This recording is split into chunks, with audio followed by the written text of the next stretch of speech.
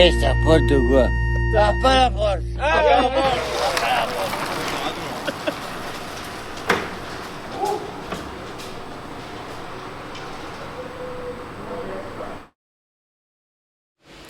Bona tarda, què tal? Benvinguts a tots al nou directe de Peu de Port. El Tour és el Tour i sempre té al·licients, per gaudir-lo de la primera a pràcticament l'última etapa, però aquest any estem vivint un Tour que encara en té més, en gran manera gràcies al talent i a l'espectacle que estan donant Jonas Vingegaard i Tadej Pogačar des de la primera setmana, on s'ha confirmat que la gran volta francesa estarà molt disputada i especialment molt igualada. Del Tour en parlarem avui en aquest directe. Jo soc l'Eix Camproví, m'acompanyen el Lluís Buixader i l'Oriol Riba. Què tal, com esteu? Bona tarda. Calorats. I també el comentarem, com esteu veient, amb un convidat molt i molt especial. Marc Bustenga, bona tarda, què tal, com estàs? Bona tarda, molt bé. Com sabeu, ciclista del Lidl Trek, ganes de parlar del Tour. Marc, l'estàs seguint? Sí, la veritat és que sí. Només portem una setmana i sembla que hagi passat més per tot el que han donat aquests dies. O sigui que sí. Bon senyal, això. Ara ho comentarem, però abans parlem una mica amb el Marc. Us recordo abans, per això, que ens podeu seguir a les xarxes, a Twitter i Instagram som @deport, a iVoox i Spotify el Riba penjarà el directe pels que el vulgueu escoltar directament, i també ens podeu seguir aquí a Twitch, fer-vos subscriptors a Amazon Prime de forma gratuïta i per tant tot serà benvingut.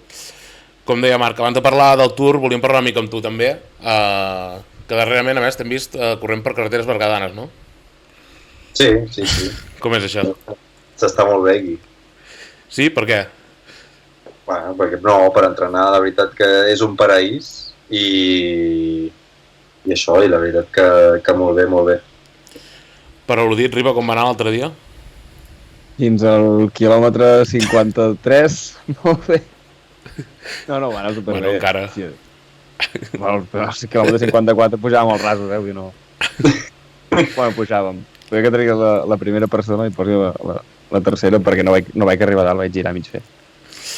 Bueno, vas arribar. I si no... Vaig arribar en cotxe. L'important és participar. Sí. Bueno, mentre després tenies-ho ja està. Explica'ns una mica, Marc, en el teu cas, com arribes al ciclisme professional. Doncs va ser ara fa 2 anys que vaig fer una temporada amb el filial del Caja Rural, de l'equip sub-23, i la veritat que em va anar molt bé. I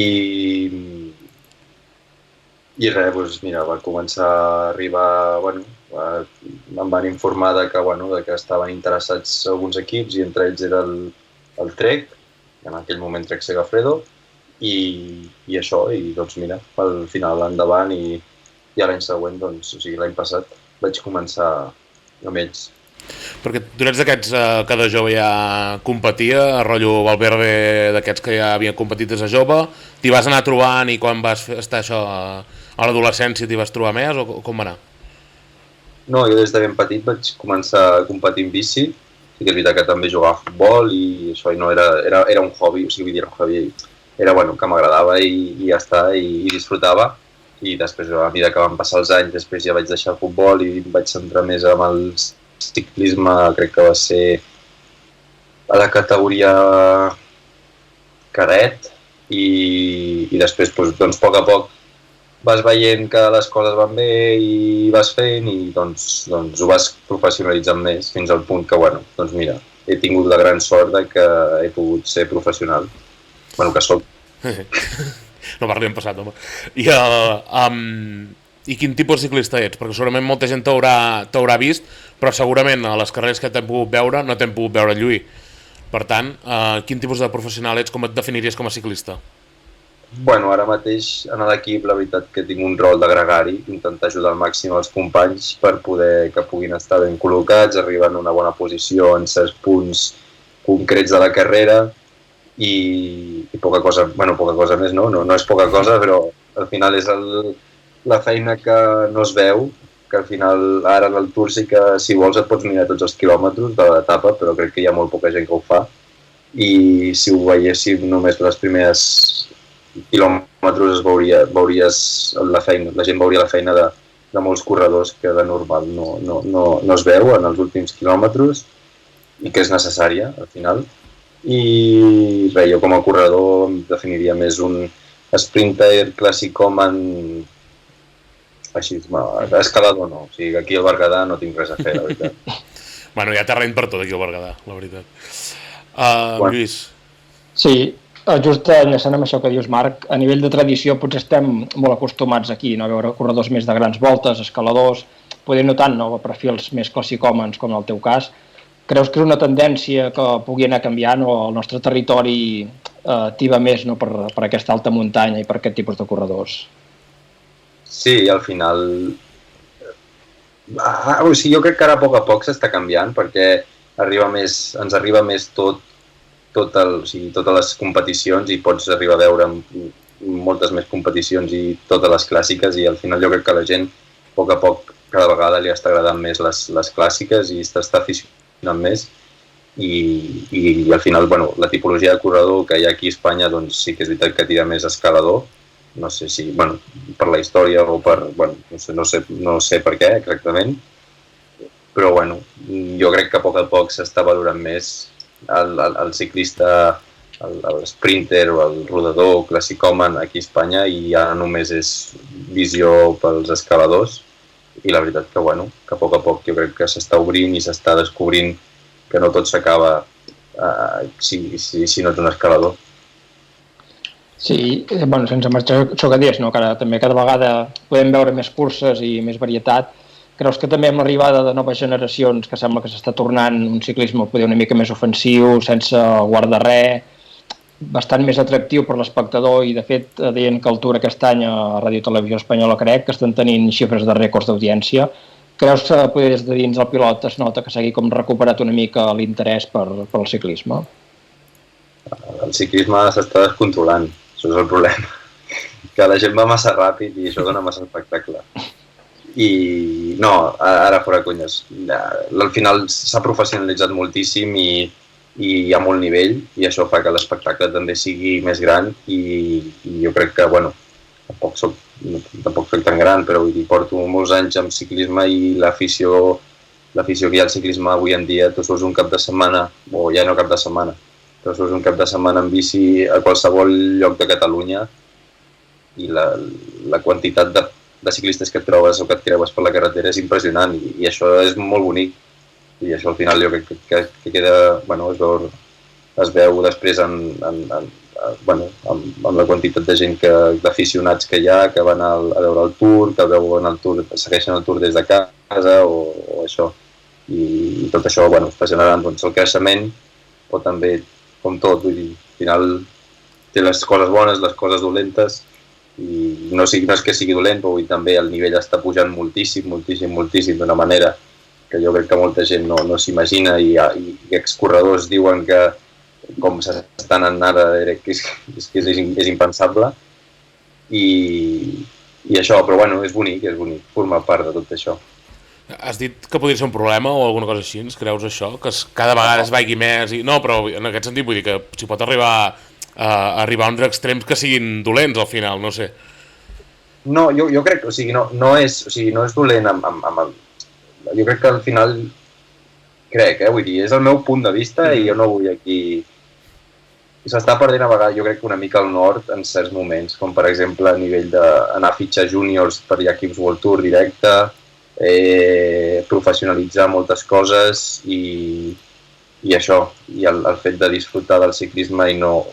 Jo crec que potser molta gent es centra molt amb el seu rendiment i amb els números i tot, i el fet aquest que tinguis tan a l'abast tots els números i tot, perquè ara es pot saber a quants watts van pujar el Pogacar ahir al Puy de Dôme i clar, hòstia, tal, no sé què, és molt fàcil comparar i fer tot això i les comparacions al final són odioses i això, jo crec que pot haver-hi una part dolenta que és aquest de que, ostres, no sé fins quin cert punt és bo tota aquesta malaltia o no sé com dir, no és malaltia, però que la gent jo crec que hi ha certs moments que, ostres, s'estan anant una mica de les mans, una miqueta. Ens entenem. I això passa tant al món professional com a l'amateur, em sembla. Però bueno. Sí. Això, jo a vegades vas a veure alguna carrera amateur, que jo tampoc fa tants anys que era amateur, si fa 3 anys que era amateur, i ja veus diferències i veus coses i dius, ostres, però és que júnior, si jo recordo la categoria júnior com una categoria de disfrutar, de passar-t'ho bé, sí que l'objectiu de ser professional i que ho has de fer bé i tal, i totalment d'acord. Però, ostres, és que ja els júniors estan pensant en ser World Tours. Jo, en júnior, la veritat que, bueno, sí, somiaves en ser professional, però no tenies ni el mínim pensament de dir, hòstia, ara vindrà un World Tour a fitxar-me. No era un objectiu, clar, que el tinguessis allà com quasi un calendari per arribar-hi ni res. Aquest any vas començar la temporada bastant d'hora, el Down Under, però fa un parell de mesos així que no competeixes, crec. No sé si pots explicar una mica com t'estan en aquesta temporada. Hem vist en algunes carreres World Tour. No, la veritat vaig començar bé, vaig començar allà al Down Under molt bé. La veritat que em trobava competitiu i l'equip estava content. I, bueno, doncs, a poc a poc he tingut un petit problema amb una lesió que m'ha prohibit de... Bueno, ha sigut dolors de l'esquena, cadera i tot això, i doncs a poc a poc el meu rendiment no era el que... Bueno, ni el que jo esperava ni el que l'equip esperava, més aviat el que jo esperava, i res, al final vaig vaig tindre de parar perquè amb el dolor que tenia ja havia passat el dia a dia i no podia quasi bé, anava coix tot el dia, no podia caminar, i res, ara doncs, a poc tornant a entrenar i ja he trobat l'arrel del problema i ja sembla que ho hem solucionat i ja puc tornar a disfrutar sobre la bici i poder disfrutar de la bici, que és al final el que m'agrada i és el que ens emportarem al final. Quina mena de lesió era exactament? És una d'aquestes que vas arrossegant una mica i has de... Sí, tot comença amb una sobrecàrrega i vas fent i tal, i després acaba, bueno, que sí s'estava fent una hèrnia discal i bueno, diferents coses que al final porten a una molèstia o dolor molt gran i que no et deixa rendir al màxim. Per cert, que el fet de no haver competit els darrers 2 mesos fa que no t'haguem vist encara amb el nou mallot de l'equip, amb el canvi d'esponsor. Si ens pots dir una mica a veure què et sembla, que ara l'estem veient per aquí. Què rieu, Riba? No, res.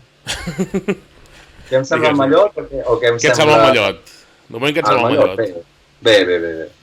Bé. Cromàticament. Bueno, l'Oriol també l'ha vist. Sí, molt guapo. Millor en directe, Oriol? Sí. Jo ja li vaig dir-ho i el logo de l'Oriol és lleig. Els colors són macos, el logo és lleig, el parche aquest... El logo de per si, suelto. Sí. I aquí el porteu aquí que semblava el Superman. La integració, no? Perquè clar, és un logo rodó i llavors hi ha un quadrat. Això és una mica el que... Si no fos per això, perquè en general el Trek ens té acostumat a mallots superguapos. Però si posen pasta... Sí, no, i tant. Si posen pasta i fots un cagarro. No, i és això. I veient-lo en carrera no em va desagradar tant com veient-lo ara aquí, però... A mi, sincerament, la part que m'agrada és que al final s'estava portant com tots els mallots, blancs, vermells, bueno, de la mateixa línia, i de volta doncs, aquests colors i això, doncs mira, és diferent i per almenys, no sé, al final les coses diferents doncs, també, no sé, em semblen bé. Per diferent la pintura de les bicis del Tour d'aquest any. Què, perdó? Per diferent la pintura de les bicicletes del Tour aquest any, les del Pedersen, Simons, companyia, van així, van superllampants. Sí. És bastant diferent. I és les noves pintures que han tret Trek. Digues. Ah, sí, pagant. No, ja per canviar una mica de tema del tema mallots, l'any passat vas fer, ja ens ha dit que vas ser el salt a Pro i com va anar tot. Potser, és una pregunta, no sé si te la fan gaire, a mi m'interessa molt el tema que no es veu, el tema dels agents, que en vam parlar una mica dissabte ja, però com d'important és tenir un bon agent i quina és la feina que et fa un agent? És important, al final és important perquè tu no tens, o sigui, jo per almenys jo no tinc els contactes dels equips ni res de tot això i que al final si no ningú parla de que existeixes a algun equip, ells no saben que estàs allà, o ets molt bo i guanyes moltes carreres i et coneixen perquè, pel fet d'aquest, o si no, doncs la veritat que tindre un agent ajuda a facilitar el contacte amb els equips i en aquest món, la veritat, vull dir, al final que sonarà molt, però al final tots són interessos i és bàsicament com qualsevol altre agent que al final busca el millor també per ell, vull dir, sí, el millor pel corredor, però també el millor per cada un i per això que hi ha unes coses que molt bé, que pots tindre el contacte amb els equips i que et poden portar al World Tour i a tindre un bon contracte, però al final hi ha interessos i hi ha totes aquestes coses que al final és el que no es veu, que això passa en tots els esports i com més diners es mou, per exemple el futbol ja no m'ho puc ni imaginar com deu ser això. Ara parlarem de mercat, no preocupis, però tornant a lo d'abans, volia preguntar-te una mica com és conviure en el si d'un equip professional de l'entitat que és aquest equip, al costat de gent que segurament no fa masses anys admiraves, que deu seguir admirant, però que segurament podien ser referents. Galopin avui ha anunciat que plega, per exemple, però no sé si em pots explicar una mica com ho veus tot plegat tu des de dins. Al primer moment, vull dir, impacta, perquè estàs sopant o, el primer moment jo recordo anar al training camp i estar sopant al costat del Bauke Mollema o gent així, que has tingut com a referent, que a l'estiu anterior estaves veient com guanyava una etapa al Tour en el sofà, tu estirat, i ara és el teu company d'equip. I no és una cosa normal, vull dir, al final és com hi ha molta gent que ho normalitza o així, però és que no és normal estar en un equip World Tour i per mi és un orgull i estic molt content. I no sé, és raro, són situacions rares perquè després tens més relació o menys, però la veritat que et trobes de tot i són persones com qualsevol de nosaltres i la veritat que, no sé, és molt... És gratificant i a la vegada també aprens moltes coses d'alguns corredors i vivències, que això, doncs mira, ja tu m'arribes a dir fa 3 anys que, no sé, que estaries un dia prenent una cervesa amb el Toni Galopin per d'alguna manera i et dic, però no m'ho crec. Però una mica sí que ho deus haver normalitzat, no? Una miqueta? Sí, ho normalitzes una mica, però... no sé, vull dir, al final és el que dic, que jo tinc la gran sort de que m'estic dedicant al que és el meu somni, el que era el meu somni i ostres, no sé, no crec que tampoc ho hagin de normalitzar, o sigui, al final és disfrutar-ho cada dia i no sé, ostres, sí, ho normalitzes, vull dir, però no és normal. No, cap i la fi, la gent que hi ha a World Tour és un número determinat de gent i tu hi ets. Sí, però dedicats-hi professionalment tampoc són tant, realment. Sí. Lluís? Sí, una mica, ara abans parlàvem del canvi d'espònsor, no sé com es viu des de dins, si això pot comportar algun canvi a nivell d'estaf, a nivell d'objectius de l'equip. Imagino que al final sempre és una bona senyal, no?, que hi hagi interès per formar part d'un equip com el vostre. Sí, al final és el que dèiem, vull dir que grans marques o grans multinacionals s'interessin per patrocinar o per entrar en el món del ciclisme, doncs al final és el que dèiem, que fa bé a l'esport, perquè si vol aportar però clar, al final també és el que dèiem abans, que també com més econòmic, bueno, més diners hi ha, també hi ha més interessos i hi ha més coses i tot es fa més gran. I hi ha coses molt maques, com per exemple, bueno, segurament el projecte que tenen en ment és per ser el millor equip del World Tour, que al final és bastant complicat perquè hi ha equips que els pressupostos que tenen i tot és molt gran, quasi bé il·limitat, com UAE o així. Però, bueno, al final és maco, és maco.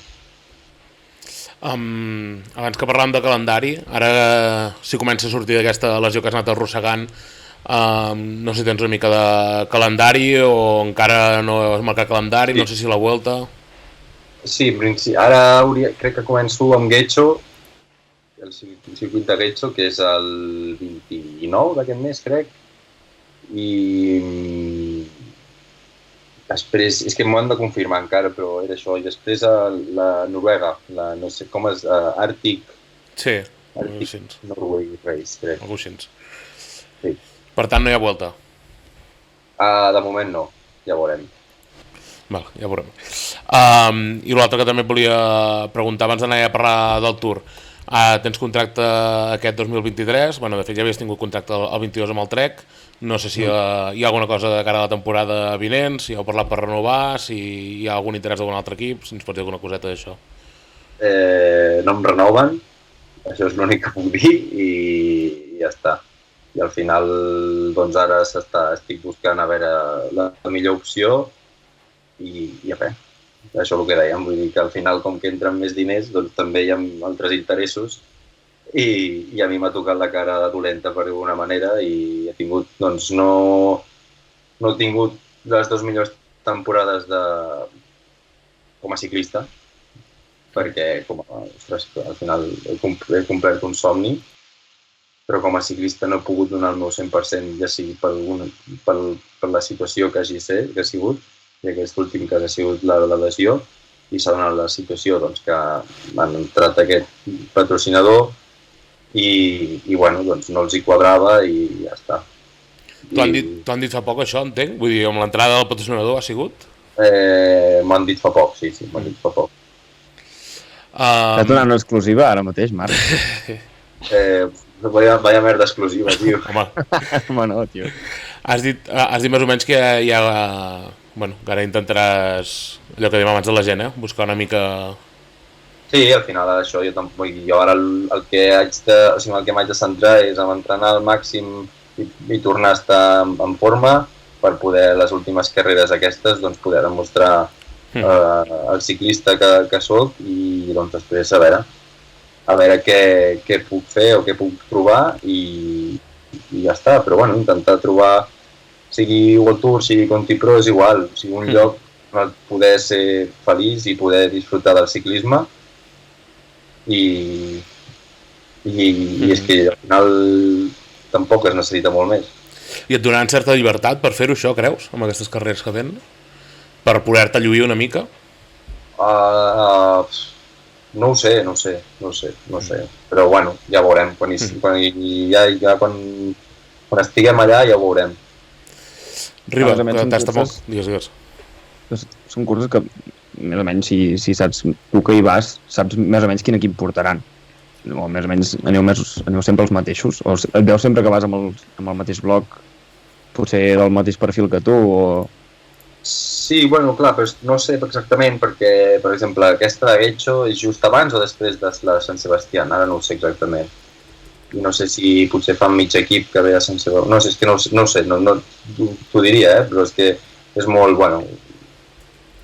El dia 30 de juliol. Unes carreres fas, però al final a vegades sí que pots saber 3 o 4 corredors, però els 7 corredors que hi van segur, potser ho saps només 5 dies abans o així. Just l'endemà de la clàssica Sant Sebastián. Potser hi ha algun corredor que li diu, bueno, doncs jo corro Getxo i no sé, vull dir que no